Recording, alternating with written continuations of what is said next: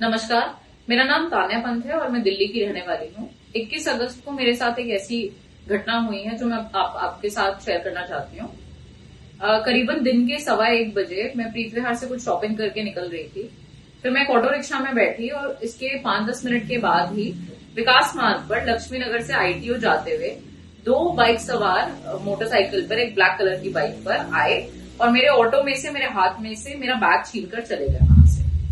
मैंने तुरंत ही 112 नंबर पर कॉल किया और नियरेस्ट थाने शकरपुर पहुंच गई।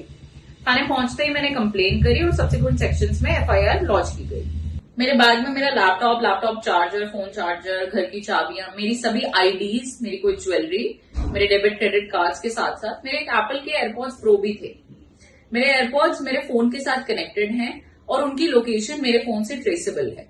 ये बात मैंने अपने इन्वेस्टिगेटिंग ऑफिसर को भी बताई और मैंने उनको रिक्वेस्ट किया कि वो प्लीज इस पे तुरंत एक्शन ले, क्योंकि मैं अपने बैग की और अपने एयरपॉड्स की लोकेशन ट्रेस कर पा रही हूँ। मेरा ये उनको बताने के बाद सेम डे इवनिंग में अराउंड 6-6:30 पर वो लोकेशन लोनी गाजियाबाद की पाई गई और ये बात बार बार IO को बताने के बाद उन्होंने मुझे कहा कि आप खुद वहां पे चले जाइए और मैं आपके साथ एक हमारी टीम का कांस्टेबल भेज देता हूँ। 2 कांस्टेबल्स को मेरे साथ भेजा गया और हम उस लोकेशन पे पहुंच गए। लोकेशन पे पहुंचने के बाद हमने ये पाया कि वो लोकेशन एक घर की आ रही है और उसी घर की लोकेशन वहीं स्टेबल थी और करंट लोकेशन काफी टाइम तक उसी घर की आ रही थी। वहां पहुंचते ही लोकल्स ने हमें वहां पे घेर लिया। 15 से 20 लोग वहां इकट्ठा हो गए और हमें धमकाने लगे। जो मेरे साथ कांस्टेबल थे वो भी बेचारे सिविल ड्रेस में थे, तो वो बहुत ज्यादा हेल्प हमें कर नहीं पाए, काफी अनप्रिपेयर्ड थे। उसके बावजूद हम वहां से किसी तरह अपनी जान बचा के निकले हैं। रात के 8:30 बजे हम उस लोकेशन पे पहुंचे और उसके बाद वापस आने के बाद जब मैंने इमीडिएट रिस्पांस की उम्मीद करी तो मुझे बहाने दिए गए कि चोरों ने स्टेट बॉर्डर क्रॉस कर लिया गया है, हमें परमिशन चाहिए गाजियाबाद जाने के लिए या बागपत जाने के लिए, परमिशन नहीं मिलने के कारण इसमें डिले हो रहा है और ना जाने क्या क्या। उसके बाद हम वहां से वापस आए। वापस आने के बावजूद सारी रात और अगले पूरे दिन उसी घर की करंट लोकेशन बार बार आ रही थी और अपडेट हो रही थी। कंटिन्यूसली सेम लोकेशन आ रही थी और ये मैं बात शकरपुर थाने में हेड कांस्टेबल, अपने IO, सब इंस्पेक्टर को, हर किसी को अपडेट कर रही थी along with those constables as well. Exact location पता होने के बावजूद कोई इमीडिएट एक्शन नहीं लिया गया। ओवर 24 आवर्स वो लोकेशन उसी जगह पे स्टेबल रही और किसी ने कोई एक्शन नहीं लिया। 22 अगस्त को करीब 5:30 बजे के आसपास वो लोकेशन वहां से मूव होनी शुरू हुई और अराउंड 6-6:30 के आसपास वो लोकेशन बागपत पहुंच गई।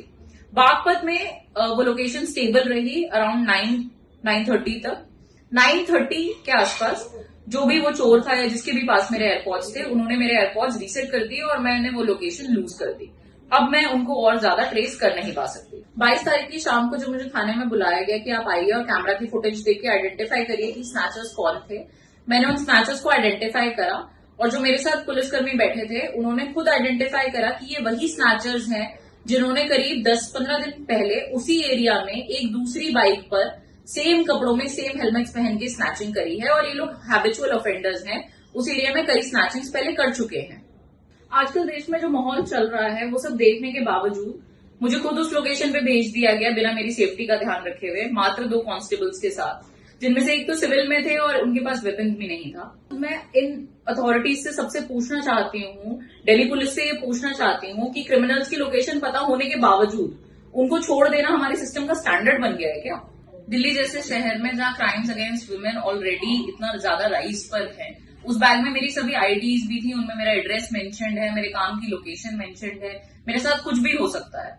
इसलिए मैं आप सबसे ये रिक्वेस्ट करूंगी कि आप प्लीज इस वीडियो को ज्यादा से ज्यादा शेयर करें ताकि जो भी अथॉरिटीज हैं वो ये देखें कि 2 दिन तक करंट लोकेशन कल्प्रिट की होने के बावजूद हमारी दिल्ली पुलिस कोई एक्शन नहीं ले पाई।